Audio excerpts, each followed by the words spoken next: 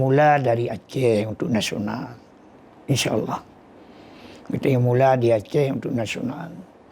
JU sebelumnya, waktu alun calon gubernur zaman, memang yang kata fikir. Dia bergerak partai, tujuan kenan untuk memakmurkan rakyat. Partai pendukung, partai pengusung, ini partai penyelamat pemerintah Aceh kalinya. Burung perti kapten nasional mau fikir. Kiban cara, tang dalam nanggalau, tang yang hak dibayar oleh rakyat. Jadi masyarakat, tayo jak ukude leluhur, bagi ajib kopi ukude, mangat makmu ukude.